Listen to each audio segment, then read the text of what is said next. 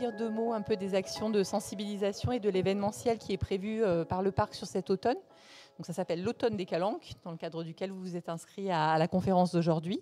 On a monté tout un programme d'animation divers et variés, conférences, balades, rencontres, ateliers, tout un tas de supports différents pour faire passer les messages sur les différents patrimoines du parc. Voilà, vous retrouverez sur notre site internet effectivement tous les événements qui ont lieu jusqu'au 5 novembre.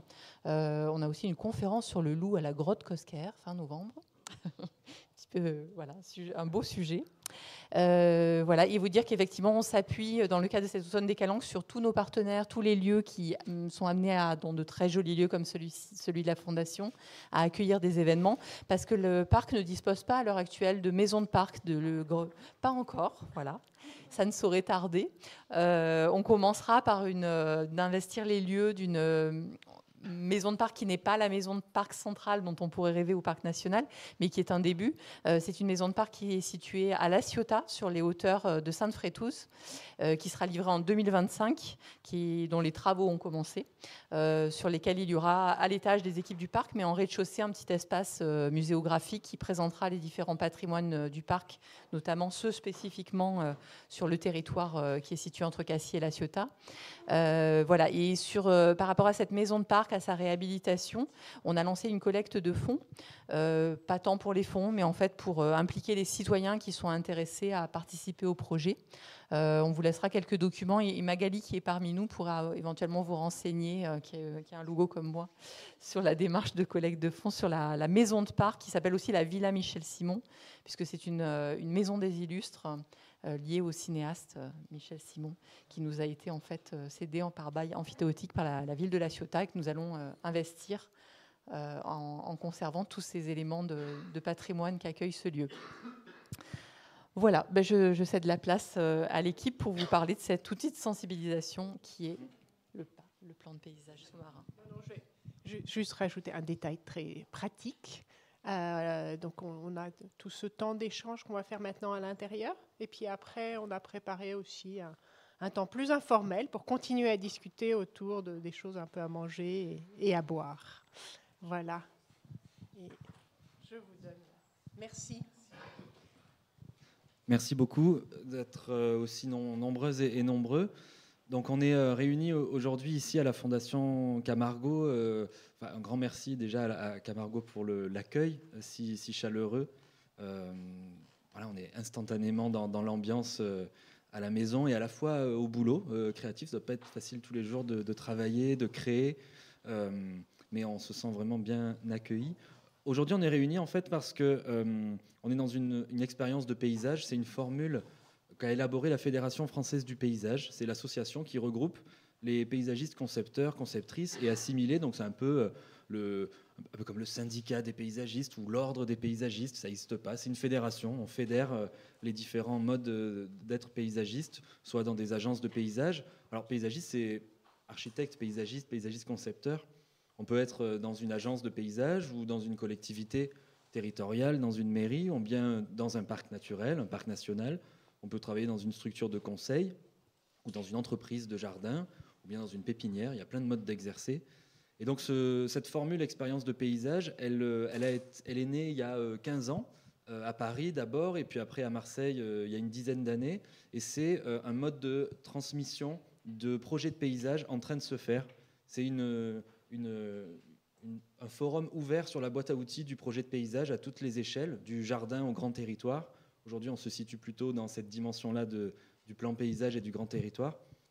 Moi, je suis Pierre David, je suis paysagiste concepteur, président de la Fédération française du paysage PACA Corse. Donc, on organise ce cycle-là, on en organise en région entre 3 et 4 par an. Donc, je vous invite à vous tenir au courant de ces sujets-là. Ce n'est pas des conférences réservées uniquement aux architectes, aux paysagistes, aux urbanistes. C'est aussi des conférences grand public pour voir l'état de la profession et puis entendre parler de lieux avec le regard de paysagistes, de scientifiques, d'artistes. C'est ce retour-là. Et on a organisé cette table ronde, conférence, transmission-là aujourd'hui en partenariat avec le Parc national des Calanques, déjà parce que c'est le parc qui est commanditaire de cette étude de plan paysage, qui était le commanditaire, donc on a réalisé, nous. Et puis que cette démarche a été lauréate du palmarès du paysage. Donc c'est un prix qui est décerné chaque année à des démarches de recherche, de concertation, des projets étudiants aussi de diplôme, des jardins. Et donc c'est décerné par un jury professionnel. Et donc on est très content puisqu'on a gagné le palmarès du paysage 2023. Et donc on s'est dit qu'on allait... Miguel est allé chercher le prix à Versailles avec Francis. Et donc on s'est dit qu'il fallait absolument qu'on revienne en confrontation directe avec l'horizon marin, vous raconter cette démarche-là, cette aventure du plan paysage sous-marin des Calanques. Donc je laisse la parole peut-être à Francis pour raconter la genèse de cette commande atypique. Oui, en fait, cette histoire, elle commence quelques années avant. En fait. Je suis arrivé au GIP des Calanques en 2007 et j'étais chargé de mission charte. Donc, parmi ceux qui étaient là pour travailler aux concertations, pour rédiger le document pour la création du parc national. Et donc, ça a été évidemment beaucoup de confrontations, beaucoup de débats, beaucoup de désaccords à la création du parc, quelques contentieux.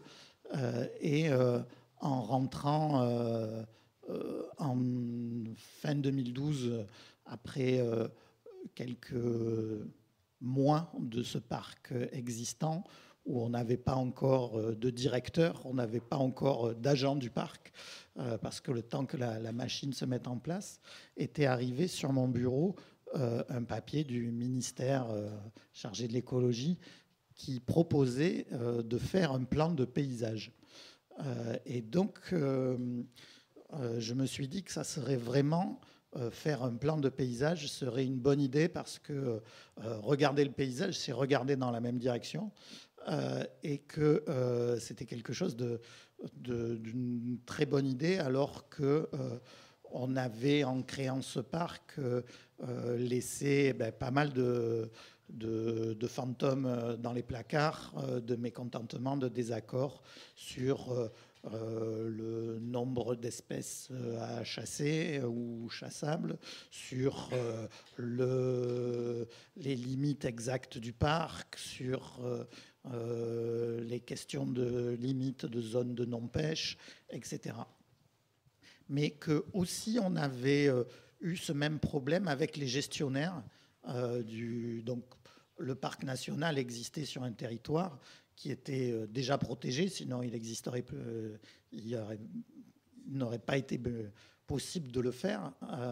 Et tous les représentants des propriétaires, que ce soit les communes, le département, le conservatoire du littoral, avaient le sentiment réel de bien gérer leur territoire et se sentaient un peu expropriés par un parc national qui arrivait par-dessus, pouvant donner cette idée-là.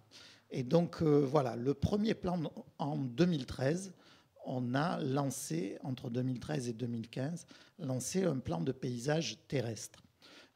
Et d'ailleurs, le plan de paysage terrestre, c'était un certain bureau d'études Coloco avec Miguel Georgiev qui avait été lauréat de notre appel, de notre marché. Et donc ce travail que l'on avait fait avec l'agence d'urbanisme, moi-même qui suis de formation océanographe, je savais qu'il manquait 90% du parc, parce que 90% du parc terrestre, du parc national, c'est le milieu marin. Et donc voilà, je savais qu'il en manquait beaucoup. Et je savais aussi, pour avoir pas mal travaillé sur la rédaction de la charte, qu'on avait dit quelque chose qui était fondamental dans la philosophie de ce qu'on avait voulu mener, c'est que ce qu'on appelle aussi par la gestion intégrée des zones côtières, c'est qu'on ne devait pas faire de différence entre le milieu terrestre et le milieu marin. Que même dans notre structuration d'une équipe, il ne fallait pas qu'on ait le service mer et le service terre. Il fallait que chaque question puisse intégrer autant la question marine que terrestre, de la part des agents de terrain, de la part de la question de l'accueil ou de la connaissance scientifique, etc. Même si on a des agents qui sont spécialisés dans le milieu terrestre ou marin parce que ça demande des compétences fortes, on ne plaçait pas ça dans un service particulier. Et donc, de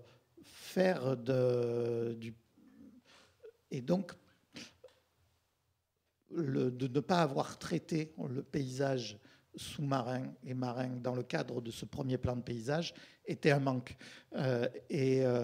Et donc ça a cheminé. Et puis ce travail aussi que l'on a pu faire avec la Fondation Camargo, avec les chercheurs de l'OSUPITEAS, m'a conforté dans cette idée et qui a trouvé une accroche au moment où on s'est mis à travailler aussi sur un autre élément particulier qui est le contrat de baie.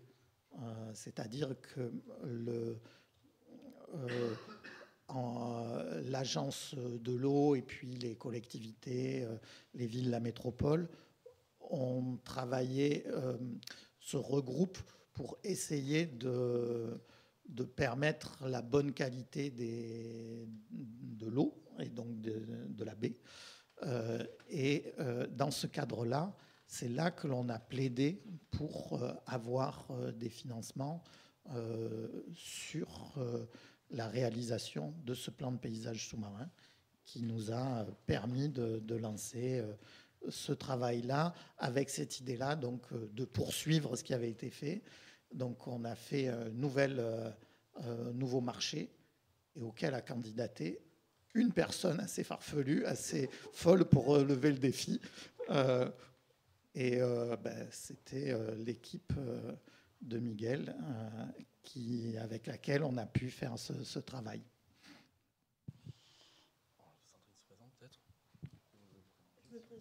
D'accord. Bonjour à tous. Donc moi je suis Sandrine Ruiton. Je suis scientifique à Aix-Marseille Université et dans le laboratoire MIO, l'Institut méditerranéen d'océanologie. Voilà, je suis écologue marin. Voilà, donc j'étudie les écosystèmes marins côtiers et j'ai un petit peu participé à ce plan paysage en échangeant avec Margot, et toute l'équipe. Il y a un autre scientifique dans la salle qui ne s'est pas mis à côté de nous, Pierre Chevaldonnet, qui pourra intervenir aussi, je l'espère.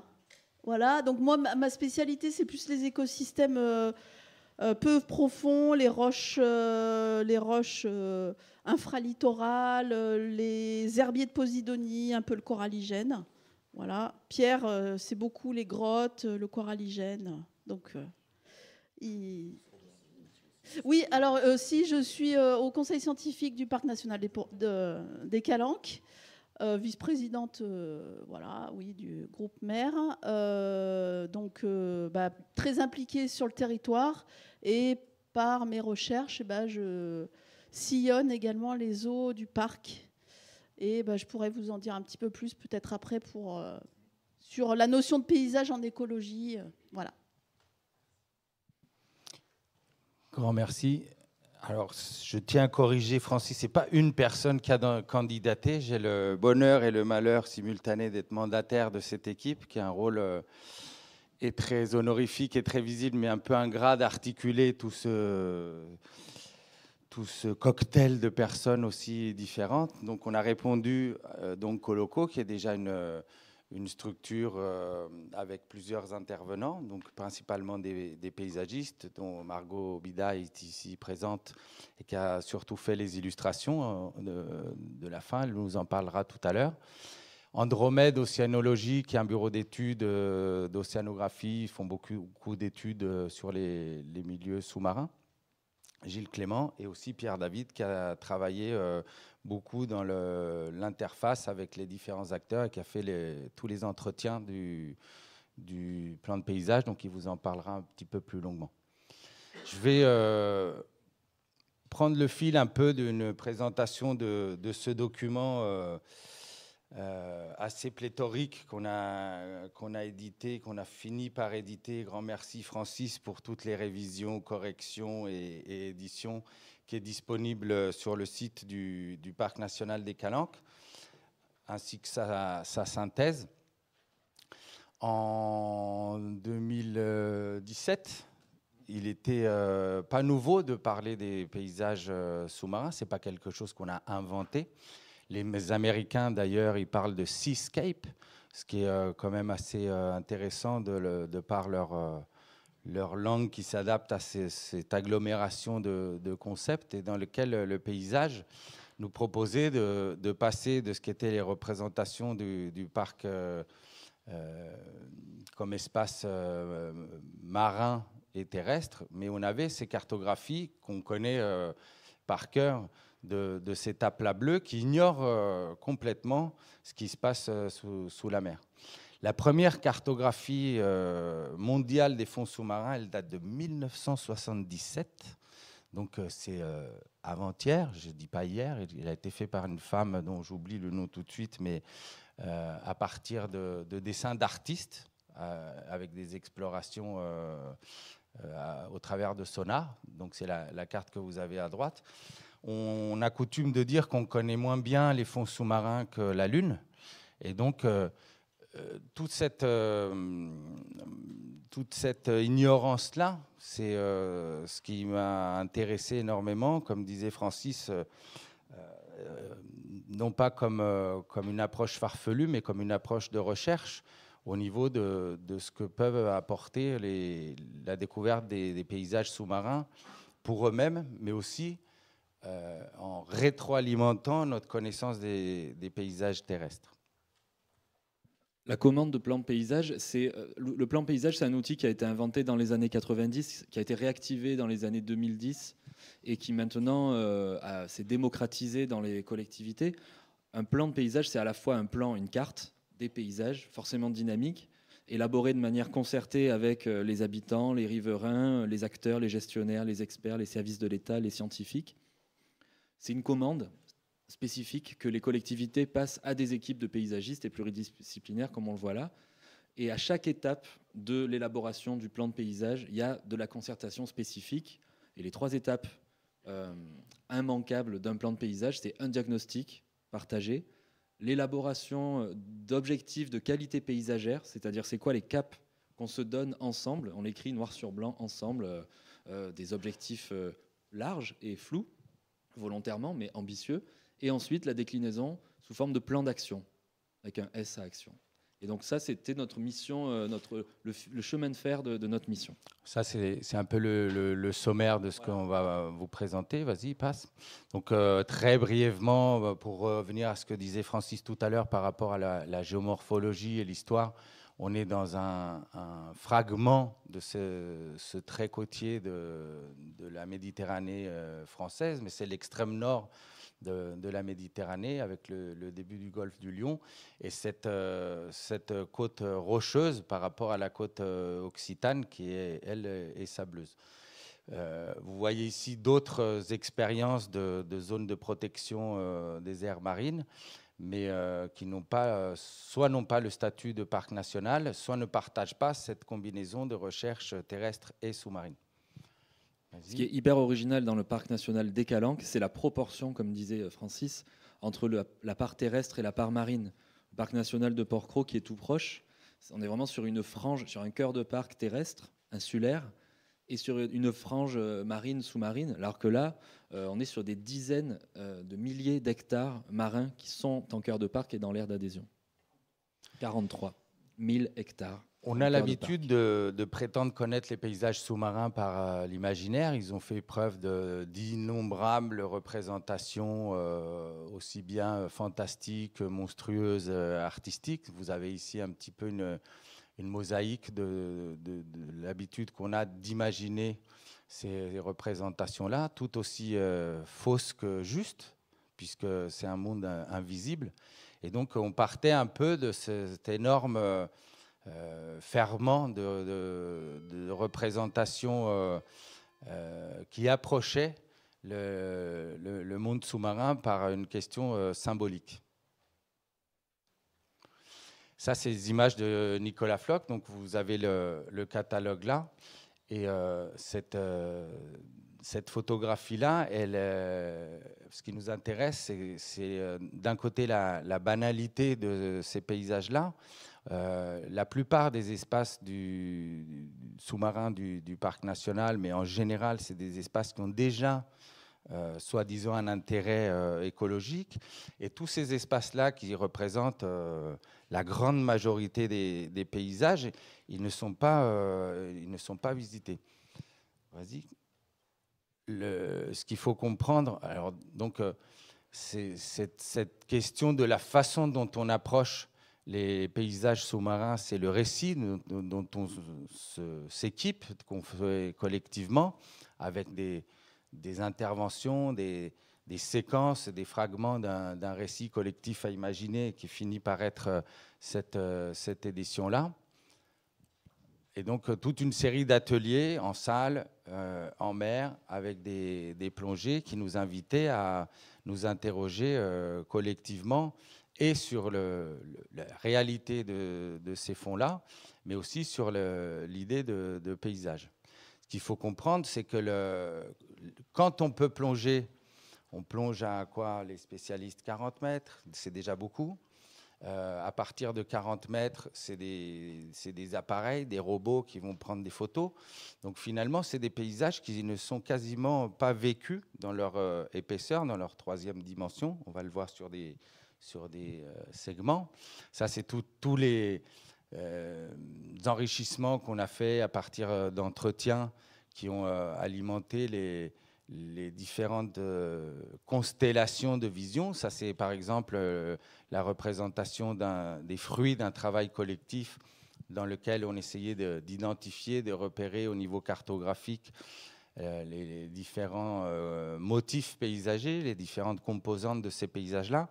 Il faut comprendre aussi que la masse d'informations disponibles et les documents, hormis la bathymétrie, qui, elle, est assez précise, pour le reste, on avait beaucoup de fragments d'informations et on a eu beaucoup non pas de difficultés, mais ça a représenté beaucoup de travail que de rassembler cette masse d'informations pour essayer d'avoir une vision,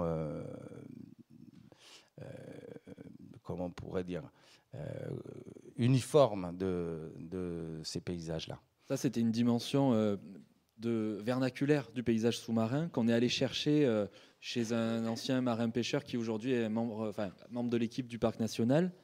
Et en fait, c'est simplement la carte marine qui est déjà beaucoup plus détaillée que la carte IGN, parce que là j'ai amené des cartes IGN, si on prend la carte IGN, il y a une valeur de bleu un peu fadasse qui nous dit qu'on est dans la mer, et c'est la même valeur qui nous dit qu'on est dans une rivière ou qu'on est dans un lac. La carte marine, c'est déjà un pas dans la précision, mais c'est complètement... il y a quelques noms qui sont lâchés. Et par contre, de travailler une après-midi entière avec Christophe, l'ancien marin-pêcheur, ça nous a permis d'un coup faire surgir les bordures de fosse, les roches pourries, une espèce d'argot marseillais, pêcheur, provençal, et puis des mots ultra techniques du monde sous-marin. Et donc nous, dans notre démarche de repérage, de pouvoir nommer ces paysages-là, puisqu'il y a énormément d'endroits qui n'ont même pas de nom. Évidemment, les spots de plongée ont des noms, parce qu'il faut pouvoir les retrouver, mais quand on plonge, on va toujours aux mêmes endroits. Miguel le disait tout à l'heure, on va peu dans la banalité. Je disais juste, et c'est pas les mêmes noms entre les plongeurs et les pêcheurs. Oui, exactement. Ouais. Suivant ce qu'on en fait, c'est pas les mêmes noms. Donc voilà, les pages bleues qu'il y avait auparavant, c'était les entretiens sur site. Ça, c'était les entretiens avec les marins-pêcheurs. On a vu la photo du bateau avec des systèmes de caméras embarquées, c'est-à-dire qu'il y avait des plongeurs qui plongeaient et qui filmaient, et c'était retransmis en direct sur le Cro-Magnon, sur le bateau, et analysé en atelier en direct.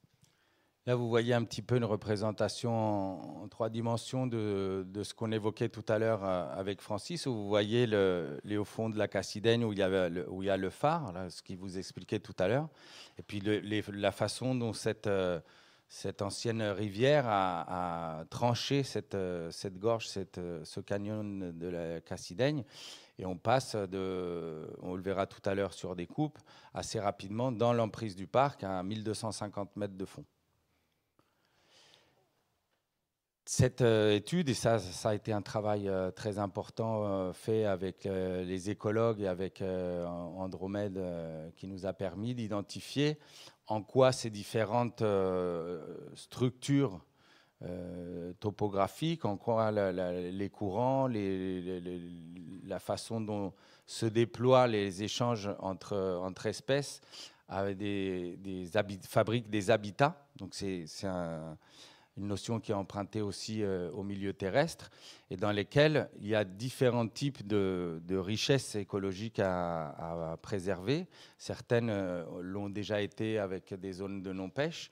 Et donc, on a à peu près ici une sorte d'état des lieux de la valeur écologique de ces habitats-là, de ces milieux-là, et qui nous permettra après de voir comment on peut les orienter sur différentes façons de les considérer, de considérer leurs perturbations. Donc il y a aussi tous les impacts et les pollutions.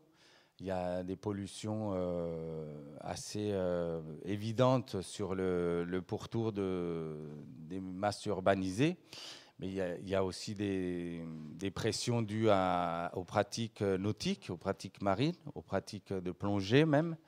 Et puis, il y a des pollutions plus sournoises, plus invisibles, dont par exemple les dépôts au fond du canyon de la Cassidaigne, qui sont des pollutions industrielles. On a des pollutions qui sont issues des égouts des villes, par exemple.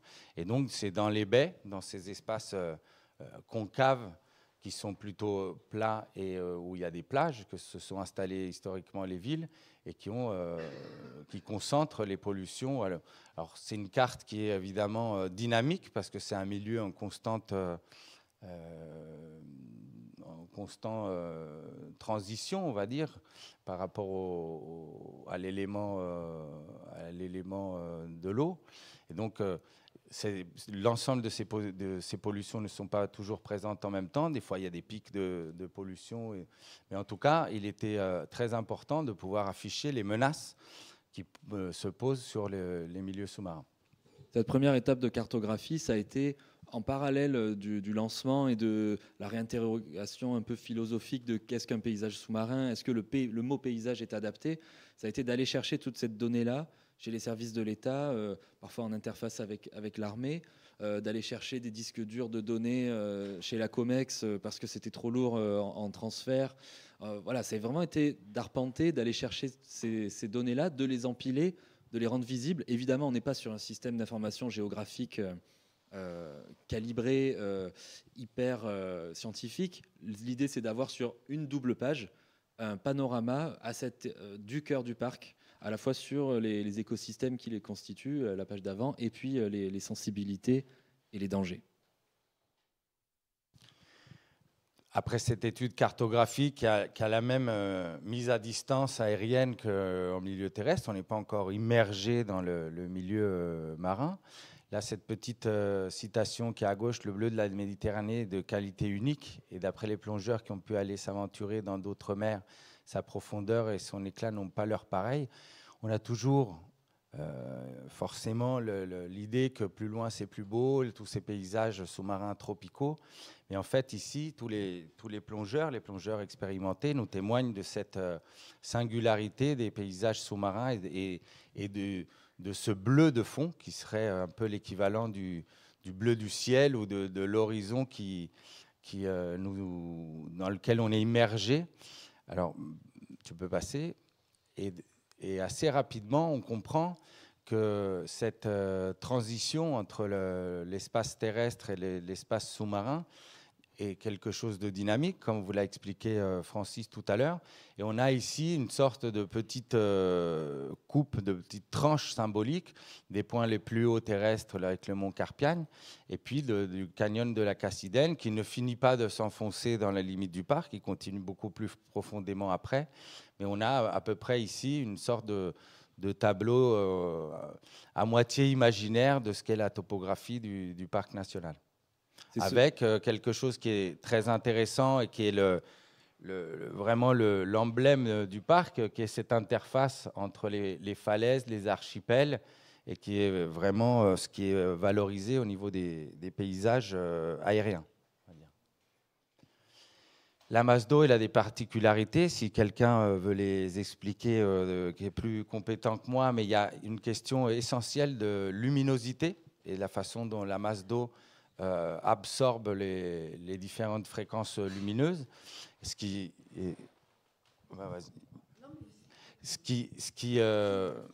permet, je vais être assez généraliste et puis tu l'approfondiras. Donc ici, on a essayé de rassembler une sorte de bloc-diagramme un peu théorique avec la façon dont ces paysages-là sont non seulement habités par différentes espèces en fonction de la luminosité, mais ils sont aussi perceptibles ou non en fonction de la lumière qui y pénètre. Oui, alors donc, comme le disait Miguel, la lumière dans le milieu marin, c'est vraiment un facteur très important pour l'étagement des écosystèmes. Donc, exactement de la même manière que l'étagement qu'on peut observer à terre entre la haute montagne, la montagne, les plaines, on a exactement la même chose en milieu marin, mais sur des distances beaucoup plus courtes et des profondeurs beaucoup moins importantes que ce qu'on a en montagne, parce que la lumière est atténuée très rapidement dans la colonne d'eau. Donc on va perdre, par exemple, dès 30 mètres de profondeur, on n'a plus que 10% de la lumière disponible en surface environ. Donc ça veut dire que les végétaux en particulier qui ont besoin de lumière pour se développer ont beaucoup moins de lumière. Et donc à partir d'une certaine profondeur, ils n'en ont carrément plus suffisamment pour se développer. Donc dès 80 à 100 mètres de profondeur, il n'y a plus de végétation. Voilà. Donc au-delà, il n'y a que des animaux. Et il y a des apports quand même de la surface, de débris, d'organismes, etc. Donc c'est pour ça que vous voyez sur cette figure des termes de supralittoral, médiolittoral, infralittoral, circalittoral et bathyal qui sont justement relatifs à cet étagement et donc à la perte de lumière. Donc l'infralittoral, par exemple, c'est un étage qui va être très fréquenté par les plongeurs et dont la limite inférieure est définie par la limite inférieure des herbiers de Posidonie. Alors la Posidonie, c'est une plante, je pense que quand même parmi vous, il y en a pas mal qui la connaissent, une plante qui va faire des grands herbiers et à partir d'une trentaine de mètres, alors ça dépend de la clarté de l'eau, mais dans la région des Calanques, c'est plutôt 28-30 mètres, et ben, cette plante n'a plus assez de lumière pour s'étendre en profondeur et donc on sera en limite inférieure de l'herbier, donc en limite inférieure de l'infralittoral. Et au-delà, on sera dans le circalittoral. Voilà, donc la lumière est très importante dans le milieu marin. Et d'ailleurs, également pour la masse d'eau, là on a parlé de ce qu'il y avait sur le fond, mais ce qui veut dire aussi dans la colonne d'eau, la végétation, c'est la même chose. La végétation, alors elle n'est pas macro, elle est micro. C'est le phytoplancton qui sont des algues unicellulaires. Et ces algues unicellulaires, elles vont se développer dans les premiers mètres de la colonne d'eau, quand même quelques dizaines de mètres. Et au-delà, vous n'aurez plus de phytoplancton vivant. Donc au-delà de 30-40 mètres, plus beaucoup de phytoplancton. Et si on trouve du phytoplancton, ça va être du phytoplancton qui va sédimenter et qui va rejoindre le fond des océans.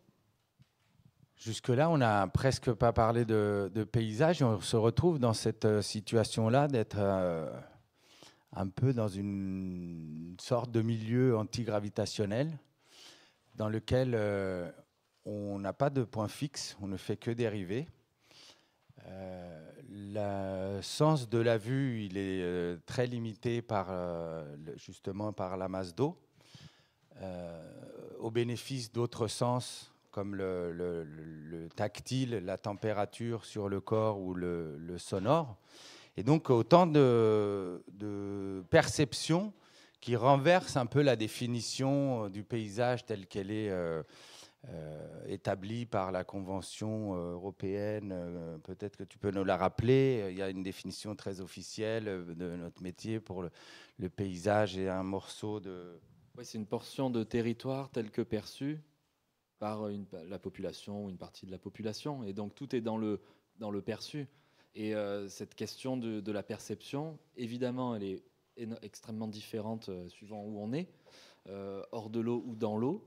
Et le fait même de nous interroger sur qu'est-ce qui change dans l'eau par rapport à pas dans l'eau, ben ça nous a complètement chamboulé notre perception du mot paysage tout court, puisque en fait, à l'air libre non plus, on n'a pas la même épaisseur d'air, on n'a pas les mêmes odeurs, on n'a pas les mêmes sons, mais on est obsédé par cette dimension visuelle du paysage qui, et quand on rentre dans l'eau, ben elle est gommée, et on entre dans un monde un peu plus subtil et qui nous chamboule un peu dans notre perception et notre mode de parler de paysage.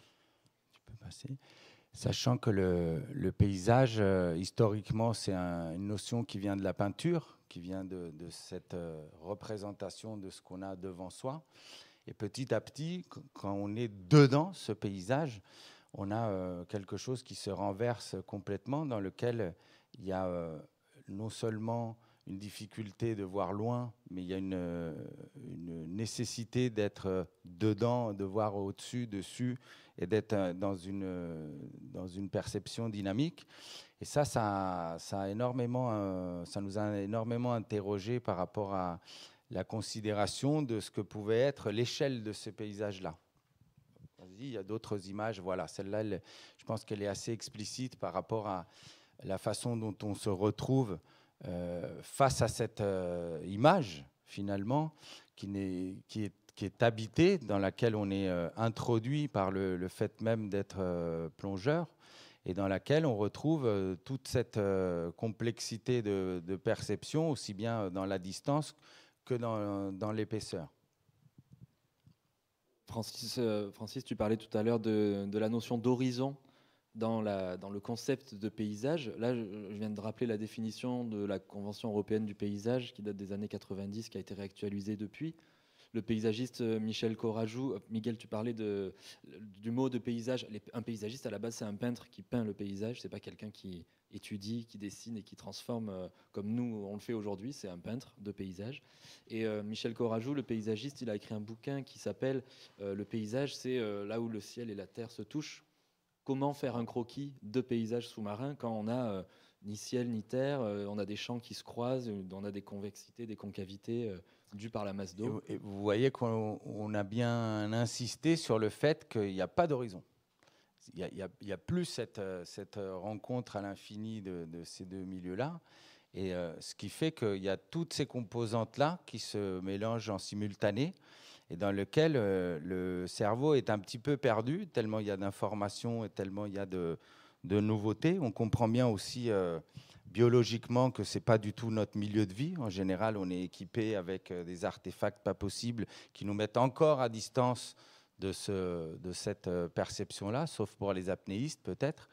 Mais en tout cas, tout ce qui est la question des couleurs et les fossés, par justement ce qu'expliquait Sandrine sur la déclinaison des fréquences lumineuses, la température, elle influence beaucoup notre perception, les mouvements de la masse d'eau, les sons, les courants. Moi, j'ai trouvé que le fait d'être en mouvement permanent, c'était quelque chose d'extrêmement déroutant par rapport à la façon de pouvoir se fixer. On a essayé de dessiner sous la mer avec différents outils et c'était extrêmement difficile de s'arrêter sur un objet, sur un sujet mouvant en permanence, mais l'observateur lui-même est dans cette instabilité-là. Donc là, on a à peu près les composantes étalées de ce que le milieu sous-marin nous perturbe en termes de perception.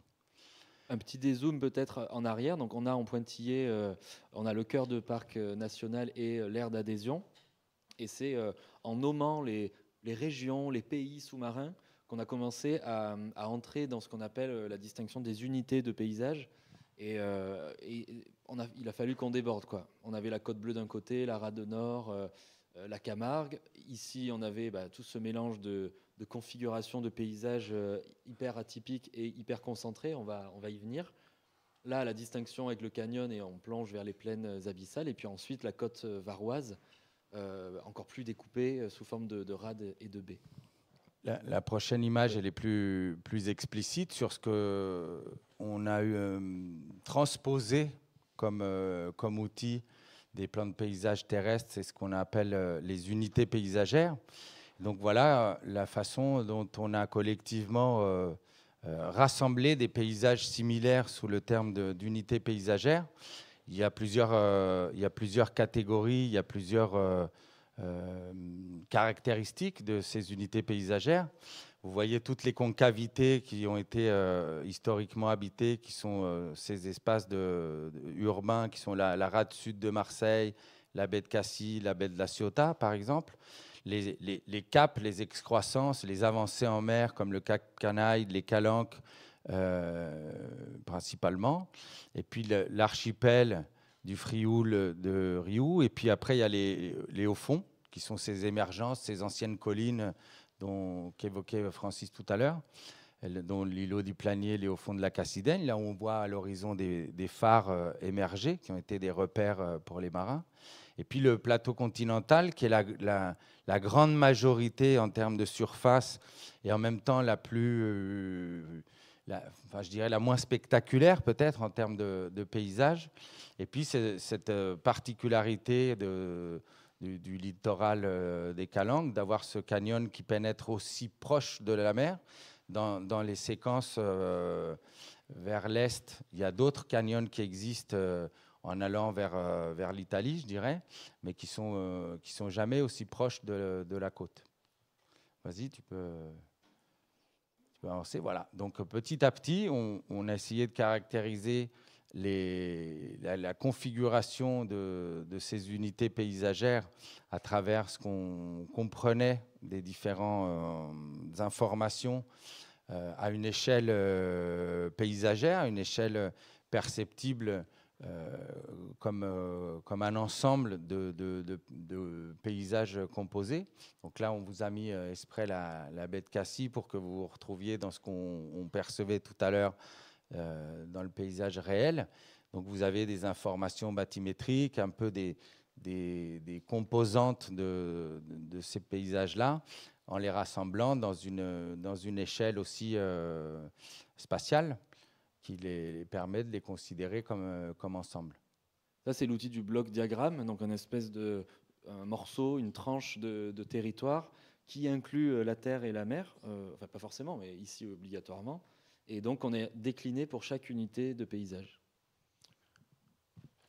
Ça, c'est les recompositions d'illustrations de ce qu'on pouvait imaginer comme étant une représentation d'un paysage. C'est des images invisibles par un plongeur. Je ne sais pas, Margot, si tu veux dire quelques mots sur la façon dont on a construit ces visions-là à partir de fragments d'informations. C'est des reconstitutions qui nous permettent de dire c'est le paysage sous-marin, sans pour autant qu'il soit perceptible par un plongeur.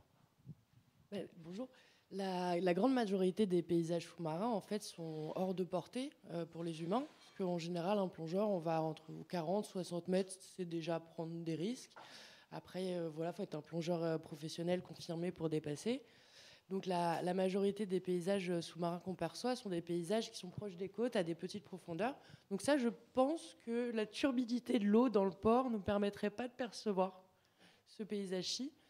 Et donc, en fait, il faut reconstituer l'image un peu... alors moi, je suis architecte urbaniste, un peu à la manière d'un architecte qui va en fait faire une projection du paysage. Et donc, un architecte doit dessiner juste, parce que sinon, la maison ne tient pas debout. Mais il doit également avoir une interprétation, une vision artistique de son sujet, de son territoire, pour pouvoir avoir une représentation qui soit en même temps juste et en même temps qui permette de dépasser un peu les limites de notre perception, parce que c'est un milieu qui est extraterrestre, donc c'est un milieu qui nous est inaccessible. Et donc on a ce besoin de projection, d'imagination pour pouvoir représenter cet invisible qui fait néanmoins partie, même si on ne le voit pas et qu'il est hors de notre portée, ça fait quand même néanmoins partie des dynamiques qui animent nos écosystèmes et nos environnements, qui soient terrestres. Et on pourrait dire la même chose d'ailleurs des environnements aériens. Et donc voilà, on est parti sur cette question de représenter des paysages de l'invisible. Vous voyez les légendes qui sont cette combinaison des choses qu'on perçoit, comme les déchets par exemple, ou un tombant rocheux de calcaire, et puis des choses qu'on comprend. Reviens, s'il te plaît. Qu'on comprend, comme une trace de l'exploitation des carrières ou des éboulis qui abritent les premières espèces colonisatrices, une mate morte de Posidonie, donc on a immédiatement des informations sur la dynamique de ces milieux-là. Et donc c'est cette compréhension d'un temps immédiat et de l'histoire qui a fait qu'on en est arrivé là, qui se dévoile un peu à travers cette relation toujours rétroalimentée entre ce qu'on perçoit et ce qu'on comprend. J'avais repris une version non corrigée, c'est Pormiou et pas Sormiou. Merci de le faire remonter. L'emploi du dessin, comme vous le disiez Margot, l'emploi du dessin un peu fractal, c'est une vue impossible, c'est une vue de l'esprit.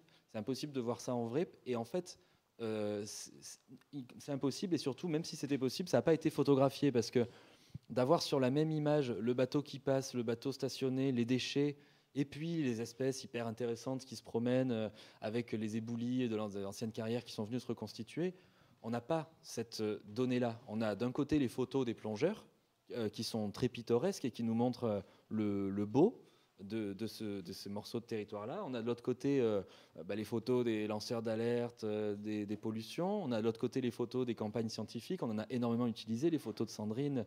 Et d'avoir l'ensemble, c'était hyper important pour nous. Et donc l'outil du dessin, il permet aussi d'avoir ce côté subjectif et de décaler, de dire on sait que ce n'est pas la réalité, mais on vous propose cette image quand même.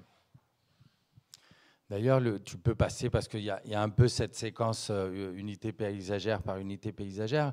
L'outil du dessin, c'est l'outil essentiel, je dirais élémentaire du paysagiste, et ça a été très important de revenir un peu à cet outil du dessin, maintenant qu'on a des Google, des 3D, des photos aériennes, en veux-tu, en voilà. Et donc, c'était la façon d'en extraire l'essence de ces paysages-là. Voilà, il y a un peu un côté séquentiel dans l'étude de chacune des unités paysagères, aussi en comprenant d'après les images des biologistes, des écologues, comment elles sont habitées, parce qu'on n'a pas été partout dans nous physiquement, dans ces unités paysagères-là, mais on a interrogé ceux qui avaient l'expertise de cette pratique-là. Et donc, ça donne cette combinaison d'outils de représentation, tous approximatifs, mais dont la combinaison essaye de donner un peu l'épaisseur de ce que peut être ce paysage. Là, vous voyez le Cap Canaille qui est en face, sans eau. Et donc vous avez à peu près là au fond, dans un petit recoin à gauche, la fondation Camargo, comme si l'eau avait disparu, et on retrouve ces éboulis au pied de la falaise. C'est pour ça que le document fait 300 pages, c'est parce qu'il y a vraiment ces 11 unités paysagères qui sont déclinées chacune sous forme de petits chapitres qui sont décrites en constat topographique, de dynamique. Et ce que Miguel vous expliquait tout à l'heure, on les a classés par famille. Les rades et les baies, c'est un peu les entonnoirs urbains de ce territoire-là. Là, on est au début de la rade de Cassis, enfin physiquement, je veux dire aujourd'hui à la Fondation Camargo et au démarrage des Calanques. Il y a la famille des falaises, et puis la famille des archipels, et puis la famille des hauts-fonds, et puis la pleine mer. Et donc on a continué en fait le récit qui avait été initié par les lectures de paysages terrestres, c'est-à-dire que quand on voit les massifs, quand on voit mais c'est bien comme ça, on revoit, on révise. Quand on lit un paysage, on va lire le mont Puget, 700 mètres, et puis on va descendre et on voit le niveau de la mer. On a repris le niveau 0, et vous voyez par le dessin que c'est dur de ne pas être captivé par ce qui se passe à terre, on est obligé de le dessiner. Et on a repris le niveau 0 pour aller vers le moins 2000. Je pense qu'on peut passer... On peut passer les falaises, les tombants. Vous aurez tout le loisir d'explorer les unités qui vous intéressent le plus. On vous épargne le milieu, les archipels, les hauts-fonds, et on plonge direct dans le canyon. comment représenter un canyon qui fait plusieurs kilomètres de large, plusieurs kilomètres de long, dans lequel on peut faire rentrer la Sainte-Baume, le Mont Puget, et évidemment on n'y est pas allé. Donc je vous parlais des données de la COMEX, c'est des explorations macro des fonds qui nous ont permis de ramener des textures, et puis c'est l'étude de la topographie qui nous a permis de nous rendre compte du gigantisme de... Vous y avez été, Sandrine ou Pierre, dans le canyon? Ça vaudrait le coup d'avoir un mini récit de ce que c'est que de plonger dans le canyon de la Cassidaigne, parce que là, physiologiquement, on ne peut pas y aller. Donc, Si, on peut y aller, mais il faut des boîtes, il faut se protéger. Oui, bonsoir. Pardon, je vois que je cache l'image. Je suis écologue, chercheur en écologie marine au CNRS, et pour moi, les paysages, c'était pas du tout au départ quelque chose que je voyais comme en lien avec mon travail. Mais grâce à vous, alors moi, je ne sais pas si je vous ai apporté beaucoup, mais en tout cas, vous m'avez apporté cette projection en termes de paysage et en termes d'imagination parfois. Et donc le dessin permet d'imaginer, mais effectivement d'aller explorer. Alors je suis aussi plongeur, donc je connais l'exploration directe des petits fonds. Mais j'ai aussi travaillé pas mal sur ces canyons des côtes françaises, et en particulier le canyon de la Cassidaigne.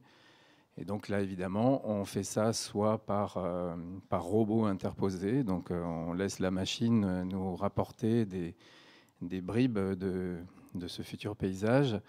Et parfois, certains d'entre nous, on a eu la chance d'y aller physiquement, directement, donc en sous-marin. Donc c'était un petit sous-marin qui est aujourd'hui dans un musée, mais qui avait le bon goût d'avoir une très grande bulle qui permettait d'appréhender le paysage dans ces 3 dimensions, mais d'une manière assez déformée, assez artificielle finalement. Donc je ne suis pas sûr que ces expériences-là m'aient fait mieux comprendre le paysage. Étonnamment, c'est plus ce paysage complexe des canyons. C'est plus via des machines, donc via des robots, ce qu'on appelle des ROV, que j'ai pu mieux comprendre un petit peu comment se faisait ce relief, comment se conformaient ces paysages. En fait, c'est les rares moments où on avait la possibilité d'avoir 2 robots à la fois sous la mer, l'un éclairant ce que voyait l'autre sous un angle plus du tout aplati comme on l'a habituellement. Et voilà, c'est dans ces rares moments que j'ai vu des reliefs, que j'ai commencé à appréhender, à comprendre un petit peu ces paysages profonds qui sont autrement noyés dans la nuit. Mais je pense que ces paysages-là, qu'on peut pas voir directement à cause de la disparition de la lumière, qu'on voit de manière très artificielle avec ces éclairages qu'on apporte. C'est le cas aussi en plongée, dès qu'on va un petit peu profond. On est obligé d'éclairer de manière artificielle pour mieux voir. Il y a une autre façon d'aborder ces paysages par des outils qui sont dérivés de l'acoustique, comme les sonars qui donnent des images du fond. C'est comme ça qu'on fait habituellement des cartes des profondeurs, des cartes bathymétriques. Donc ça, c'est une façon aussi d'enregistrer des éléments qui vont ensuite façonner ce paysage qu'on se fait dans l'esprit. Et puis il y a tout ce paysage fantasmé. Et c'est un petit peu vous qui m'avez fait penser à tout ça, qui m'avez fait aller au-delà du simple regard de scientifique. Mais je me suis rendu compte qu'il y avait beaucoup de cette imagination, de ce fantasme qu'on peut projeter dans le paysage qu'on se fait. Alors ça peut être pour une artiste d'en faire des dessins qui vont reproduire cette imagination, ce fantasme. Et puis pour les scientifiques, c'est parfois des trucs beaucoup plus fous et extraordinaires. Mais voilà, ce paysage-là existe aussi. Donc il est en lien direct avec nos perceptions individuelles, avec nos histoires de personnes. Donc c'était hyper important, merci beaucoup, de faire émerger ces expériences-là, ces expériences vécues, ces expériences ramenées, de faire ce grand récollement de sensations, de données et de le restituer sous ce gros diagnostic-là. Suite à ce diagnostic, il y a des enjeux qui ont été émis, puisque ce diagnostic il nous a mis en face d'une énorme responsabilité, c'est que ça a permis de nommer, de dessiner, de qualifier toutes les richesses, enfin on les connaissait, mais de les mettre ensemble sur le même document, toutes les richesses artistiques, culturelles, biologiques, écologiques, géologiques de ce territoire-là, desquels on a ensuite tiré des grandes familles d'enjeux. Très rapidement, je vais vous les présenter pour comprendre la difficulté qu'on a eue à n'en avoir que 4, de rassembler un peu ces familles-là, de commencer par la valeur inestimable que recèlent ces paysages-là et qui est la dynamique du vivant et l'équilibre écologique. C'est parce qu'ils sont vivants qu'ils sont intéressants et c'est la condition même de notre existence future à Terre que d'avoir des milieux sous-marins vivants. Et donc c'était principalement l'enjeu numéro 1 et aussi la raison d'être d'un parc national. Le deuxième, il venait d'une sorte de paradoxe, c'est que plus il y a des écosystèmes riches ou des paysages intéressants, plus on les visite et plus on les abîme. Et donc, comment faire dans un parc national aussi attractif que celui des Calanques, qui en plus est périurbain, gérer, c'est le rôle du parc, le difficile rôle du parc, et de pouvoir pointer cette difficulté-là et la partager avec les gestionnaires, avec les scientifiques aussi qui pouvaient nous donner certaines orientations. Il y a la question de la connaissance, le partage de la connaissance, la chance qu'on a eue, nous, de pouvoir absorber la connaissance de différents experts et de se dire, mais comment un enfant de Marseille ou de La Ciotat ou de Cassis ou du littoral pourrait comprendre la valeur de toute cette richesse qu'on ne voit pas et qu'on ne verra peut-être jamais, mais qui est là et qui fait partie de la culture littorale. On le sent très bien à travers la gastronomie, à travers l'art, à travers des moyens dérivés. Il y a cette culture-là qui s'est développée dans ces territoires. Et après, il y a la question de qui s'en occupe. On a beau être alerté, on a beau être engagé, il y a des responsables, d'État, il y a des collectivités, il y a l'armée, il y a toute une série d'instances, parce que pour votre information, la mer, c'est un bien public. Les communes, elles gèrent jusqu'à 300 mètres, je crois, en distance du littoral. Et après, c'est l'État. Voilà, c'était quelque chose vraiment d'important dans cette idée-là. Comme je vous le disais au début, le plan de paysage permet de faire un lien et de dialoguer entre les acteurs et de faire se rencontrer des acteurs qui, quelque part, vivent des fois sur le même territoire sans se voir. Ici, ça a été scientifiques, plongeurs, pêcheurs qui se sont retrouvés, notamment. Et c'est vrai qu'il y a un problème c'est-à-dire que si l'enjeu est global, la solution est locale. Et c'est un enjeu un peu de décentralisation. C'est comment un parc national est un des rares outils qui permet de décentraliser la propriété marine à un niveau local. C'est-à-dire qu'un parc national a la capacité de proposer au préfet maritime des zones de non-pêche, des réglementations, des actions particulières, ce qui est plus difficile ailleurs. Et donc ici, le conseil d'administration du parc, le conseil scientifique, ce qui fait le parc national, peut se poser des questions de gestion locale du milieu marin. Et ça c'était quelque chose qui était intéressant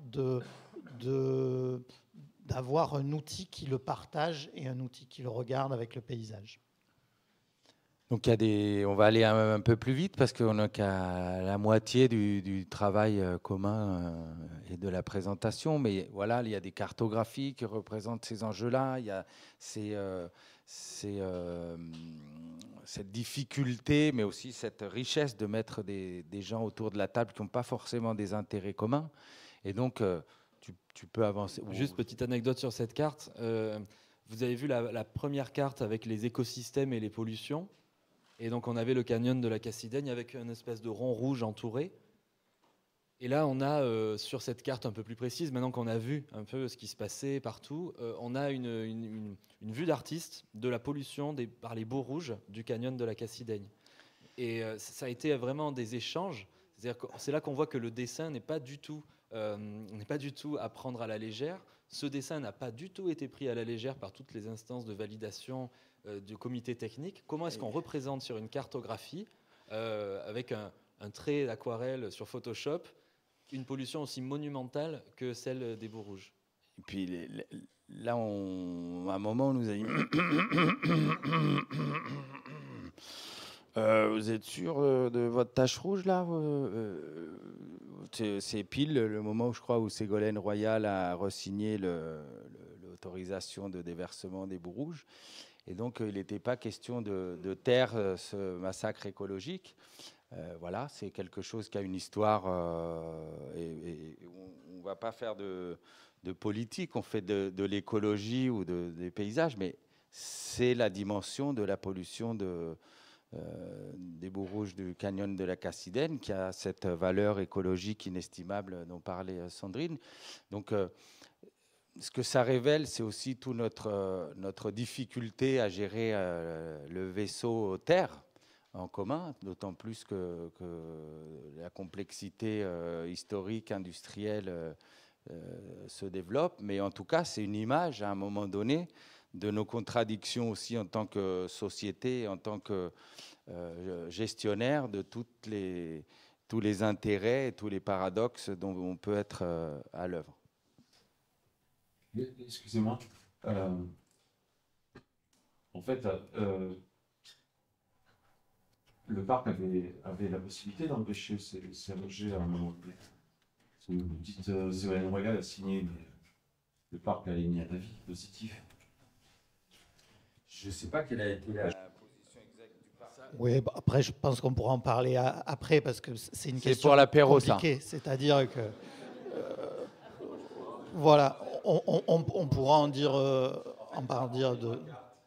Je suis très impressionné. Je découvre que, parce que avant de faire de la politique, avant d'être élu, être adjoint à la maire, excusez-moi. En fait, j'en découvre visuellement l'impact. et j'avais l'intuition que c'était important, mais pas de cette manière-là, effectivement. Voilà, pour déjà rejoindre votre propos. Et juste pour la petite histoire, je n'ai pas toujours été élu, et donc je faisais partie des gens qui se sont élevés contre ces rejets en mer à l'époque, entre 2010 et 2022, je ne sais plus exactement. Enfin, voilà. Et je regrettais à l'époque que le parc ait permis la poursuite de ces rejets. D'où ma remarque lorsque vous avez nommé la ministre qui avait signé cette possibilité de poursuite des rejets. Maintenant, tout le monde a entendu, et effectivement, c'est plus pour l'apéro. Ouais, je peux en dire deux mots, si vous voulez. Oui, tant qu'on était dans la notion de paysage, on était sur le bisounours. C'est-à-dire il y avait ce qu'on était capable de percevoir avec nos yeux, et puis ce qui était le fait, la concaténation de ce qu'on ne pouvait pas voir, mais qui était une représentation. Quand on a commencé à parler des enjeux, là ça veut dire que c'est quasiment on va partir quasiment à un état zéro. Et donc là, on va commencer à aller sur des conventions type Barcelone et tout ça. On va commencer à rentrer dans un outil législatif. Voilà, c'est d'où l'intérêt. Oui, alors je voulais dire deux choses, ou trois. Alors tout d'abord, sans parler de tout ce qui vient d'être dit, mais je reviendrai après, la notion de paysage pour un écologue, il est très important parce que nous, souvent, on a une vision de l'écosystème qui est quelque chose de très localisé, avec ses caractéristiques, par exemple du coralligène, un herbier de Posidonie, etc. Mais ces écosystèmes, ils ne sont absolument pas déconnectés les uns des autres. Et on arrive ainsi à l'échelle du paysage. Et donc l'échelle du paysage, c'est une échelle très importante en écologie parce que c'est ce qui va faire la dynamique des écosystèmes et les échanges qui vont se dérouler entre les écosystèmes, que ce soit les écosystèmes du fond ou les écosystèmes de la colonne d'eau. Et donc sans cette grandeur de paysage, un écosystème, il ne vit pas. Voilà, donc c'est une échelle indispensable. Et on caractérise ça par la notion de connectivité, parce que les espèces qui se trouvent dans le milieu marin sont en connectivité les unes entre elles, et d'un site géographique vers un autre site géographique grâce à la colonne d'eau. Et donc la connectivité, elle va se dérouler au niveau du paysage avec la circulation des individus, des poissons qui vont aller à droite à gauche, et des espèces mobiles, mais aussi de leurs larves, de leurs œufs, etc. Voilà. Donc ça, c'était la première chose. La deuxième chose, c'est que on voit ici que le territoire du parc et les paysages du parc, ils ont été façonnés de tout temps par les activités humaines. Alors on a beaucoup parlé de pollution, des rejets de boues rouges, fréquentation, plongée, etc., tâches urbaines. Voilà. Donc l'homme est capable du pire comme du meilleur. Et donc moi je voudrais quand même souligner que depuis 2012, depuis que le parc a été mis en place, on constate quand même une très large amélioration de la qualité du milieu marin, avec des choses qu'on quantifie, plus de poissons dans les zones de non-prélèvement, des écosystèmes qui se rétablissent et qui sont en meilleure santé. On a plein de paramètres qu'on mesure, etc. Donc quand même, on pourrait parler presque de reconquête de la biodiversité à certains endroits, pas partout, ça c'est certain. Donc voilà, il y a aussi le fait d'avoir fait des récifs artificiels, notamment dans la baie du Prado. Donc là, c'est plutôt la ville de Marseille qui est à l'œuvre. Et grâce à ça, on a permis, alors non pas de refaire un écosystème à l'identique de ce que c'était auparavant, mais d'enrichir une zone et de reconstituer des peuplements de poissons qui étaient fortement dégradés, et donc de soutenir l'aspect socio-économique qu'est la petite pêche côtière, et qui est essentielle pour le caractère maritime de la ville de Marseille, etc. Voilà, donc l'homme est capable du pire comme du meilleur. Et pour les boues rouges, alors moi j'y étais, on va dire, et Francis aussi. Alors pour la petite histoire, c'est un rejet historique qui a plus de 50 ans. Historiquement, c'était des boues rouges, pas très bien contrôlées. On est allé petit à petit vers une amélioration de la qualité de ce rejet industriel, qui reste quand même colossal, parce que c'est des millions de tonnes et de mètres cubes d'eau qui sont rejetés chaque année. Mais actuellement, ce ne sont plus des boues rouges, c'est uniquement de l'eau industrielle, parce que les boues sont filtrées à terre par des filtres presse. Ce qui n'est pas forcément mieux, parce que du coup, les boues, elles sont stockées à terre, et les habitants, c'est les habitants qui vont respirer les poussières, donc ce n'est pas forcément mieux. Mais au moins, on ne les rejette plus en mer. On continue à rejeter des eaux industrielles, mais qui respectent maintenant les normes réglementaires. Parce que vous savez que la réglementation, elle va dire pas plus de temps d'aluminium, pas plus de temps pas plus de temps de matière organique, etc. Donc, actuellement, le rejet est grâce à, finalement, l'avis positif du parc, qui, en fait, à l'époque, a laissé à l'industriel un peu de temps pour se mettre en conformité avec la réglementation. Grâce à ça, on avait donné 5 ans et une clause de revoyure au bout de 5 ans. Et grâce à ça, l'industriel a fait un énorme effort pour se mettre aux normes et même a inventé des nouveaux principes d'épuration des eaux, notamment pour retenir la matière organique, etc. Donc, l'histoire n'est pas encore finie parce qu'en fait, cet industriel, il est en train de complètement modifier son activité et petit à petit, il n'y aura plus autant de rejets. Mais ça, c'est pour le futur. Donc, ces rejets, ils vont disparaître, je pense, à courte échéance. Mais au moins, on peut dire qu'on a évité tout d'abord le déplacement de cette pollution dans des pays d'Afrique où là, on n'aurait eu aucune considération et aucun malaise à continuer à déverser les boues sans les épurer. Il ne faut pas oublier que quand même, on est sur la même planète. Et puis, on a quand même, du coup, permis d'investir dans des nouvelles solutions industrielles qui vont vers le progrès, je pense. Voilà. Donc, il faut voir quand même les aspects positifs de l'avis qui avait été donné à l'époque au parc, avec réserve, hein, parce qu'il y avait toute une liste de réserves, dont la clause de revoyure, etc., réserve de se mettre aux normes, etc., etc. Mais voilà, en fait, c'était donner un peu de temps. Voilà.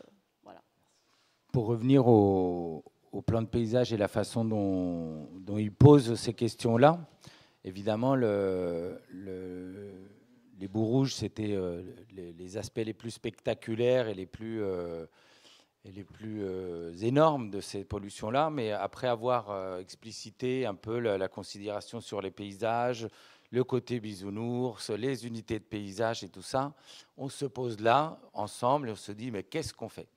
Qu'est-ce qu'on fait comme responsable, comme collectivité ? Donc c'est la définition de ces objectifs-là, qui disent adapter les usages et la fréquentation aux particularités des paysages sous-marins. Comment est-ce qu'on contrôle les petites pollutions et les surfréquentations. Développer et partager la connaissance. Je pense que si on est là 4, 5, 6 ans après, c'est que cette dimension-là, en tout cas, marche plutôt bien. Le plan de paysage, il a été édité, il y a eu des expositions, il y a maintenant une sorte de dynamique en place pour cette connaissance-là. Et puis, des phénomènes de gestion et de réparation, la restauration des paysages sous-marins. Et donc là, je vais aller un peu plus vite, je vais vous dérouler quelques... Francis, si tu veux intervenir, il n'y a aucun problème. C'est l'organisation d'un plan d'action qui est développé par action répondant aux objectifs. Donc, vous voyez, chaque objectif de qualité paysagère décline plusieurs actions, plusieurs groupes d'actions. Et donc, petit à petit, de développer, partager, diffuser la connaissance. Il y a à chaque fois une fiche qui explique comment aborder cette question-là. C'était vraiment la gageure, c'est comment on pense des actions, mais des actions on en fait en termes de protection des milieux, en termes de communication. Et donc, on en crée. Et finalement, d'avoir fait ce travail de publication 2 ans après le Covid, hein, c'est aussi pour ça que beaucoup de choses se sont arrêtées. On a fait ce travail de faire un résumé avec Emmanuel Housset. On a fait le résumé du plan de paysage. Et dans les dernières pages, on a justement ce qui a été fait du plan d'action. Et donc, on voit qu'on a tenu pas mal d'actions globales pensées comme ça.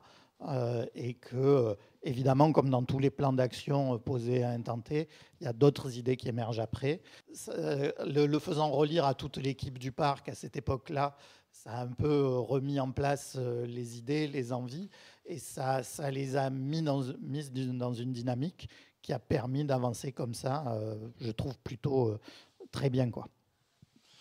Ce que présente ce plan d'action, c'est qu'il n'y a pas de petites actions. Une petite action peut en entraîner une autre plus importante, peut déclencher des blocages, soit politiques, soit de relations entre les différents intérêts.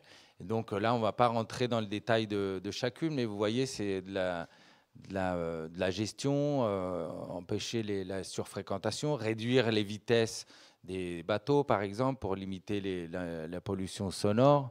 Cette question de la spatialisation, de l'après, elle a été hyper stratégique parce que nous, on est paysagistes, comme le disait Gilles Clément dans les entretiens qu'on a menés, qu'on a lus tout à l'heure en plein air. Ce qu'on nous demande traditionnellement, à Miguel, à moi, dans nos commandes, c'est voilà comment c'est aujourd'hui, on veut que ce soit mieux après. Et donc nous, on fait des plans, on fait des coupes, on fait des croquis, et on montre à nos commanditaires, à nos maîtrises d'ouvrage, à nos clients, l'état projeté. Ce plan d'action, par définition, il n'y a pas d'état projeté. On n'a pas dessiné le canyon de la Cassidaigne en 2025, ça va être génial, ça va être le paradis. Il n'y a aucun sens de dessiner un truc aussi énorme, aussi monumental que ça. Donc ce plan d'action, il y a un côté symphonique, parce que chacun a sa petite partition. L'agence de l'eau, la ville de Marseille, les pêcheurs, le syndicat des chasseurs. Et en fait, chacun a sa petite responsabilité, chacun a ses actions. L'idée, c'est que ça permette derrière aux collectivités, aux porteurs d'actions, et c'est pour ça que dans le résumé, il y a les actions qui ont été menées, de pouvoir s'y référer, puisque c'est un document qui a été validé, de pouvoir s'y référer et potentiellement aussi, pourquoi, dans l'idéal, faire financer des actions. Par exemple, on répare une digue dans un port, et donc on doit choisir les matériaux adaptés avec une porosité bien spécifique, une rugosité qui permet l'accueil de la vie, des matériaux non polluants, et à ce titre-là, on fait référence à telle action, du plan d'action, telle sous-action, du plan d'action, du plan paysage. Et ça permet de fédérer, de savoir déjà qu'on a des tas d'autorisations à demander pour faire cette petite retouche de béton dans une digue qui est dans l'eau, et de pouvoir monter pas à pas le niveau d'exigence. Là, c'était un exemple d'aménagement, mais voilà, on n'a pas dessiné la digue, on a mis le process qui permet de l'améliorer. Et c'est comme ça pour toutes les actions sur la fréquentation, sur la pollution, etc. La grande leçon pour nous des milieux sous-marins, ça a été de comprendre qu'en fait, l'objectif numéro 1, c'était de les laisser tranquilles. Que la nature allait très bien faire les choses d'elle-même à partir du moment où on allait lever l'emprise et réduire les impacts. Il n'était pas question de prévoir l'évolution de ça, mais de la permettre, comme dit Saint-Exupéry dans une très belle citation, et de permettre qu'elle retrouve ses dynamiques propres, qu'elle permette de relier toute cette richesse des écosystèmes et remettre en place des fonctionnalités nouvelles. C'est peut-être les résultats que racontait Sandrine tout à l'heure par rapport à la présence du parc sur l'amélioration des écosystèmes marins. Et donc, on était un peu dépossédés du rôle de concepteur. Mais pour autant, cette façon de pointer les actions positives en termes d'évolution des milieux, donc des paysages, était fondamentale comme apprentissage pour tout un métier, réplicable dans les milieux terrestres également. Là, pour finir, vous avez, j'espère qu'on n'a oublié personne, mais vous avez l'immense panel de personnes qui ont travaillé, que nous remercions tous et toutes pour leur énorme implication. J'espère que toute cette dynamique-là, au-delà de la présentation d'aujourd'hui, fera plein de petites initiatives des uns et des autres. Ce n'est pas du tout un projet qui nous appartient. Au contraire, on a très intérêt à le diffuser, à le partager. Évidemment, il faut passer par le parc pour développer ou prolonger ces idées-là, mais c'est encore, et la soirée d'aujourd'hui nous le confirme encore, c'est un apprentissage dans lequel je pense qu'on balbutie à peine et qui est riche d'enseignements pour différents métiers qui ne se parlaient peut-être pas assez, voire pas du tout pour certains, et qu'aujourd'hui, à travers cette notion de paysage, on peut remettre en connexion pour essayer de faire œuvre collective et essayer d'être un peu plus respectueux de ces milieux-là.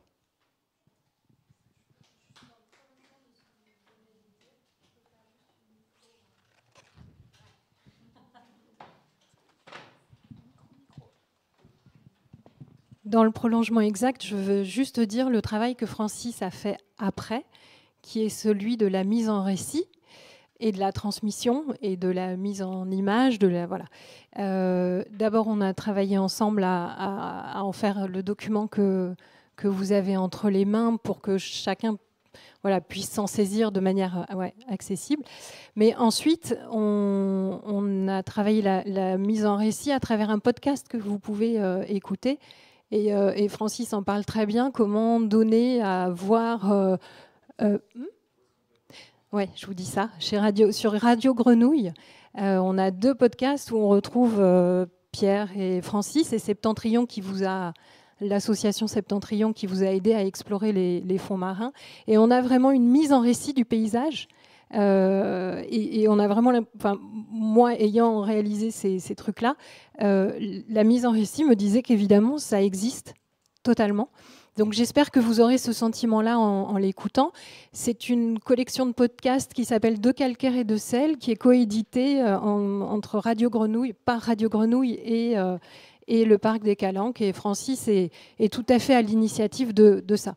Et moi, ça m'a inspiré. Je suis en train d'écrire un documentaire. On a écrit un film d'animation. On a très très envie de les faire exister en fait. Et ça, c'est né du fait que vous avez nommé, défini, donné à voir, classé, voilà.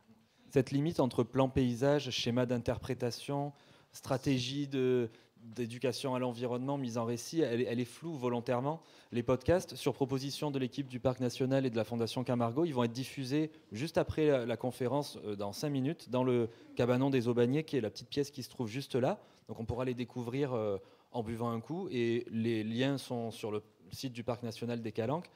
Et ce qui est téléchargeable également sur le site du Parc National, c'est tout le dossier du plan paysage terrestre 2013-2015 en PDF, voilà, pour le lire, la synthèse du plan paysage sous-marin et le plan paysage sous-marin dans son intégralité. Désolé d'avoir été un peu long, mais c'est un sujet qui est incompressible en quelques mots. Si vous avez des remarques, des apports, des commentaires, on est tout à fait preneurs.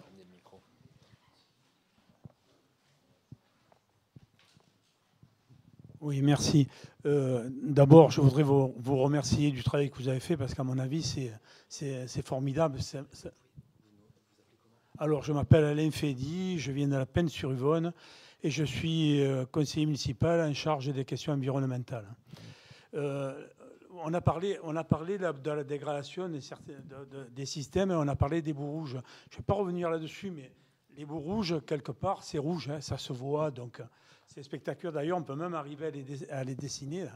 Mais là, moi, ce qui m'interpelle, c'est que à l'échelon européen, on a l'intention aujourd'hui de prolonger l'utilisation des glyphosates. Vous savez que ce qu'on met dans les champs, ça va dans les rivières. Les rivières, elles vont dans la mer. Et donc, on continue, mais alors à saper gravement les écosystèmes.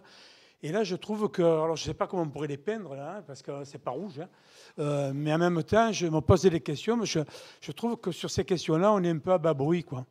Ça fait quelques jours déjà que cette information a été relayée par les grands médias, mais je trouve qu'on est assez silencieux sur cette catastrophe qui se dessine là. Moi, je sais que dans ma commune, par exemple, on a pris un arrêté municipal pour interdire l'utilisation de ces produits. Mais en même temps, bon, si à l'échelle européenne, on les réintroduit de manière... j'ai envie de vous dire, soyez attentifs à vos élus, à savoir comment ils vont voter sur ces questions, interpellez-les, parce que c'est aussi de notre responsabilité, quoi, à chacun de nous, et du parc aussi, de dire des choses, quoi. Parce que là, il y a rien de bon qui se dessine pour l'avenir. Voilà. Oui, bon, voilà, là, je pense, je ne sais pas si ça sera le Parc national des Calanques qui pourra porter ce genre de sujet. Je crains que non. Ce que je remarque, ce qui est très intéressant, ce sont les actions. Et les actions, donc là, on peut penser que le Parc national des Calanques est un peu en pointe sur cette affaire via son plan paysage. Donc là, ce qui va être intéressant, c'est de rapprocher de ce que fait la Côte Bleue. Et pour connaître un peu les intentions du parc naturel régional de Camargue, je sais qu'ils ont une forte velléité maintenant d'incorporer la zone maritime. Donc, évidemment, donc ça veut dire que là, il va y avoir peut-être un rapprochement à faire entre toutes ces zones protégées voir comment on peut coordonner les actions et voir retenir ceux qui sont le plus en pointe. Voilà. Enfin, moi, toujours est-il que bon, j'ai été présenté, Ardouin Richard, France Nature Environnement Bouches-du-Rhône. Nous, c'est l'intérêt qu'on voit dans ce travail qui a été fait. Certes, partir d'un état zéro, hein, on peut dire que vous avez fait un état zéro des paysages. Ça a mis en valeur quelques atteintes majeures. Bon, on a vu notamment ce qu'on parlait d'hier. Moi, je parlais de la pollution par l'Uvonne, hein, voilà, donc qui est absolument dramatique, surtout en ces périodes de Jeux Olympiques. Donc comme ça, on va le payer là. Hein, ça va être intéressant s'il y a une rupture pendant les Jeux Olympiques. Hein, voilà. Et donc là, bon, moi, vous m'avez fortement intéressé. Enfin bon, j'ai un petit peu participé, j'ai vu saluer mon nom. Mais surtout les actions, voilà, que vous êtes arrivé à définir. Et ça, c'est le plus compliqué, hein, les actions. Je voulais juste vous dire que ça m'avait beaucoup plu, cette présentation, parce que, en fait, vous avez utilisé une expression adorable. Je découvre que je suis adjoint de l'extraterrestre pour la ville de Marseille. Et cette dimension me plaît, parce que quand on dit la mer, on projette tous... on projette tous quand même des stéréotypes accumulés dans notre éducation, familialement, enfin, etc., dans les médias. Et lorsqu'on parle d'extraterrestres, on développe mieux l'impossibilité de savoir ce qu'il y a derrière et en même temps une forme d'esprit d'aventure et de découverte pour le rendre visible. Et ce qui m'intéresse aussi là, c'est de pouvoir rendre visible et lisible ce qui se cache sous le tapis scintillant de la mer, que voient la plupart des usagers, en faire comprendre les grands enjeux, en faire comprendre parce qu'on commence à fixer les images, en faire comprendre aussi la fragilité et son, on va dire, irrémédiable mutation aussi. Donc merci beaucoup pour tout ça. Est-ce que cette parole d'élu sera le mot de la fin? Non, encore une... Merci beaucoup. Oui, je voulais... Allez-y. Non, je voulais juste dire que moi aussi, merci à tous, mais si j'espère une chose, c'est que la prochaine fois que vous irez à la mer, vous baignez, vous aurez un masque. C'est vraiment, si mettez un masque pour la prochaine fois que vous allez vous baigner. Oui, c'était bon, déjà pour voir si dans l'équipe de travail étendue même du plan de paysage, vous avez déjà eu des répercussions parce qu'on voit la limite de ce plan de paysage. On sait, bon, déjà c'est chouette d'avoir eu tous ces hectares sous-marins, mais on voit que le découpage aurait pu être légèrement plus large au niveau de Marseille par exemple. Mais il y a eu ce petit trapèze qui a été fait voilà, vers... Donc voilà, j'imagine que tout ça, c'était complètement pas sous... Oui, il y a ces limites-là. Ça avait pour but ça aussi, c'est-à-dire que faire le plan de paysage du parc national, on était le parc national, on avait la capacité de le faire, cette dynamique, cette relation avec les acteurs. Mais l'idée, c'était aussi de montrer qu'à l'échelle du contrat de baie, il fallait aller plus loin que de regarder la qualité des masses d'eau et qu'il fallait aussi penser terroir. Et que c'était à travers de cette façon dont on pense terroir sous-marin et paysage qu'on peut mieux appréhender les questions d'éducation, de partage avec le public et de gestion et de gouvernance des milieux. Juste une dernière question et après c'est tout.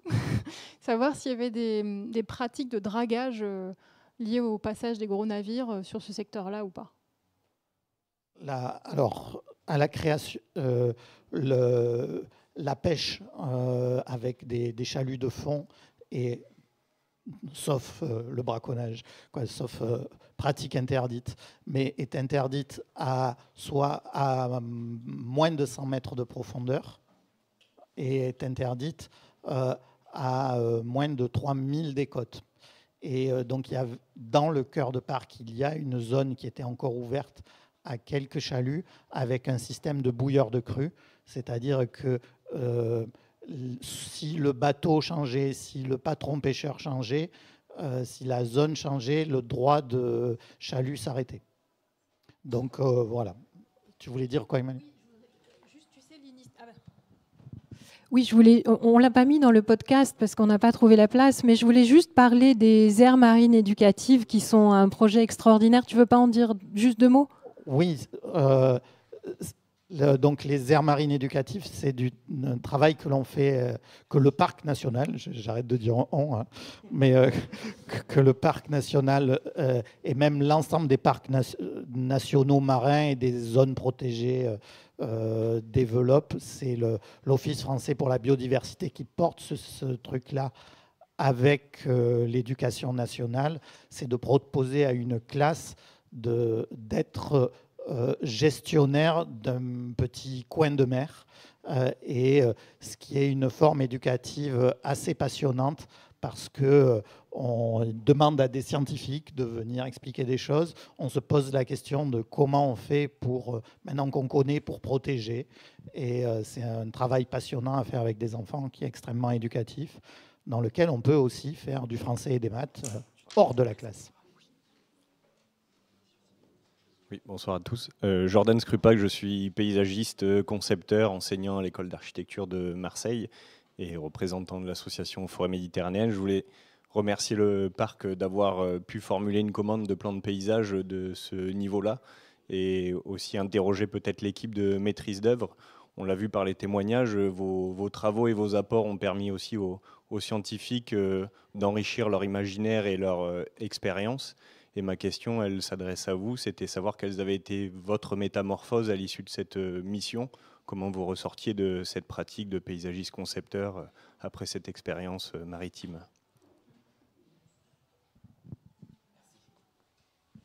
Pour moi, il y a plusieurs niveaux d'apprentissage dans lesquels on a changé un peu notre regard, j'espère le plus possible, nos pratiques. C'est dans la conscience d'être une sorte de métier à l'articulation de plein de regards différents. On est spécialiste de pas grand-chose, en fait, et on s'en rend compte dès qu'on a des vrais spécialistes en face. Par contre, on a la possibilité, à travers nos outils de représentation, des ateliers, à travers la façon de les assembler, ces connaissances-là, de pouvoir les projeter dans une dimension de partage et dans une temporalité plus longue. Je crois que notre apport, il a été de représenter, de donner à voir des choses que personne n'avait vraiment vues comme ça jusqu'alors. Et donc, à l'inverse, ça m'inspire, moi, le fait de devoir faire appel à des experts et des connaissances terrestres, désormais, parce que c'est quand même la majorité des projets qu'on a en tant que paysagiste terrestre. Et moi, je crois que je m'adresse beaucoup plus et j'écoute beaucoup plus les experts, ou en tout cas, j'ai cette curiosité-là de m'adresser à des experts. L'autre niveau d'apport, et c'est peut-être l'origine implicite ou méconnue de ce qu'on a appelé après la préséance du vivant, c'est le fait de comprendre qu'en fait, on est maître de pas grand-chose et que la façon de projeter et de programmer l'évolution d'un paysage, elle doit tenir compte avant tout de l'assemblage de dynamiques naturelles. Et la façon de combiner les dynamiques spontanées et les dynamiques volontaires, plus on les rend conscientes, plus on s'essaye de réduire la part des dynamiques volontaires et d'être plutôt dans une sorte d'acuité, de justesse et de sobriété des interventions.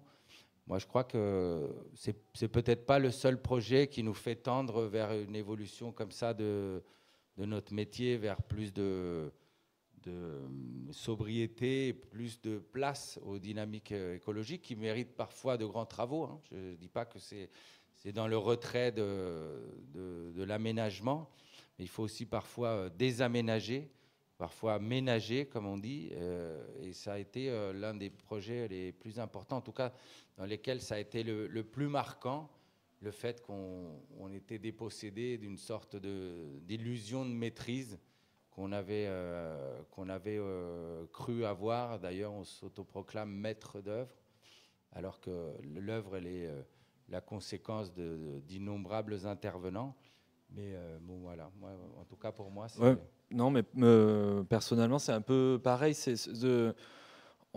Évidemment, le paysage, quand on travaille dans le paysage et qu'on est paysagiste, on a quand même cette pression en moins qu'ont les architectes de croire que l'architecture appartient aux architectes. C'est quand même assez énorme cet a priori-là. Nous, même à l'école de paysage et dans nos commandes, on comprend très vite que le paysage n'appartient pas aux paysagistes. Et à terre, c'est les agriculteurs, les forestiers, les ingénieurs des routes. C'est pas les paysagistes qui dessinent les paysages qu'on arpente au quotidien. Donc cette espèce de retrait et de comprendre que voilà, on est un peu dilettante et qu'on en fait notre marque de fabrique, de pouvoir faire interagir autour d'un même document des pêcheurs et des scientifiques et un préfet. C'est quand même, si on en savait trop, je pense qu'on ne saurait pas être ces bons ensembliers. C'est Albert Sayag qui travaillait au Parc national des Calanques qui employait ce mot d'ensemblier. C'est pas un mot qui est dans le cahier des charges, mais c'était notre mission pendant ces 2 ans et demi. Ensuite, je dirais que moi, les 2 principales choses, c'est la force du dessin. C'est-à-dire qu'on n'est pas comme nous on n'est pas comme les artistes de la Fondation Camargo où on se met à nu, il y a un vernissage et on montre ce qu'on a créé et on peut le critiquer et on va vous raconter ça. Le dessin, il a une utilité.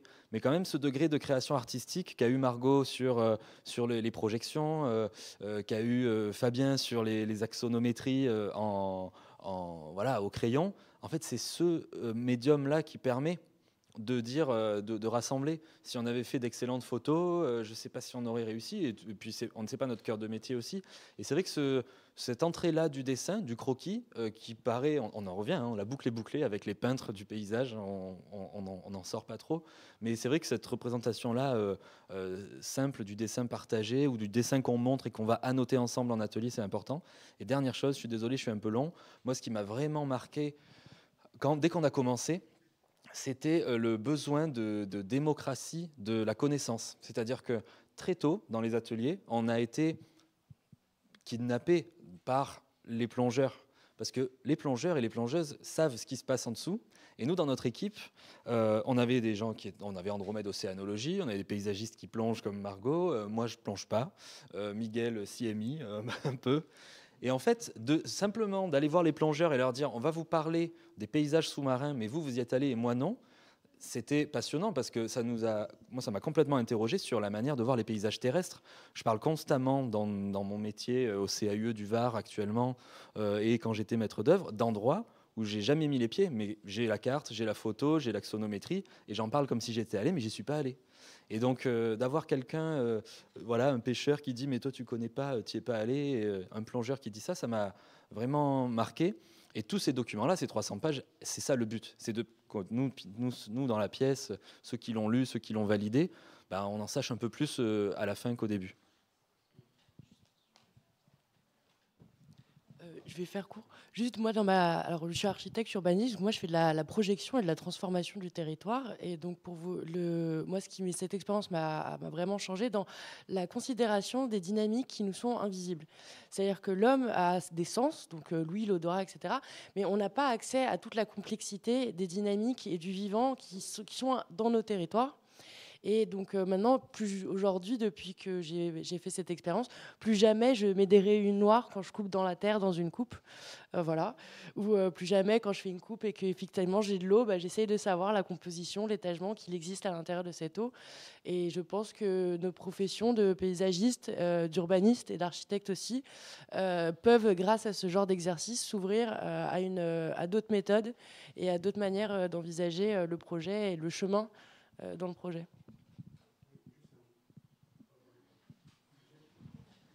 Ce sera la dernière. Si vous voulez. Juste un mot pour dire l'importance du dessin sur la photo. Le dessin, ça permet d'aller à l'essentiel, c'est synthétique. On ne se laisse pas distraire par la photo. Il y a vraiment l'information. Ce que je voudrais dire, c'est que si la Fédération française du paysage a reconnu ce travail-là comme étant important pour la profession, d'ailleurs dans la catégorie coup de cœur, ça veut bien dire qu'il était inclassable ailleurs, c'est que je crois que ce travail-là qu'on a fait à beaucoup entre ici, il a permis d'élargir un peu le spectre de perception de la profession. Alors c'est pas le seul et c'est pas le dernier, mais je crois qu'il a collaboré à faire en sorte qu'on amplifie un peu la façon qu'on a de percevoir, de considérer ces paysages-là.